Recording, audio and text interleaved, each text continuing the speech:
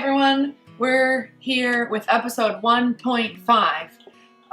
You might have thought episode 2 was coming next, but it occurred to me that not everyone has a starter that's ready to use yet, and you probably are trying to figure out how to make sure your starter is progressing as it should be on the counter of your house. So Poema and I are here today to walk you through that a little bit. You might actually not be at 1.5. You might be at 1.6, 1.7, 1.8. I'm not sure what percent of the way you are between step 1, getting your starter started, and step 2, making bread. So you'll have to do the math on that yourself. But for us, I'm not sure how close we are yet either, but I wanted to show you.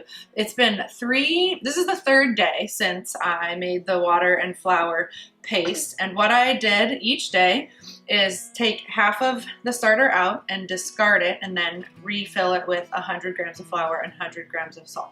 And there are 100 grams of flour and 100 grams of water. This way I keep her around so she can help make sure I don't say something silly. There's some bubbles in here. There's definitely some yeast activity. I don't know that it's all the way ready to rise bread. As you'll remember, we're gonna test it by putting some in this water. Poema's gonna do that. And I think we might have another day on this still. But either way, I wanted to show you how it looks to remove some of it and discard it. And also I wanted to tell you, oh yeah, so it sank. So that means not quite ready to rise bread. So in that event, that's probably what yours is doing after a day or a few days. Here's how it looks to feed the starter when it's not all the way ready to make bread with. So what I basically do is I take what I have in my bowl, and you, like I said, discard half of it. Some people don't like wasting it. I personally don't. So what you can do with the discarded stuff that's not ready to rise dough is make pancakes or make brownies. If you Google discarded starter recipes, you can find things that you can put this in that don't actually, they're not going to make the thing rise, but at least it won't be being wasted. So this is what I would discard or make.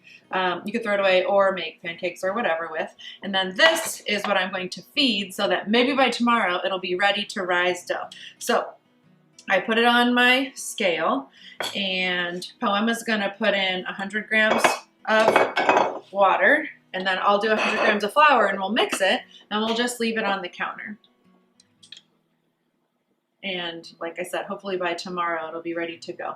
At the end of this video, I'm going to show you, I've been taking still pictures of the starter at the end of each day, and I can kind of show you the progress of how it looked the first day and the second day and the third day, and then how it should ultimately look at the end, real bubbly and ready to grow.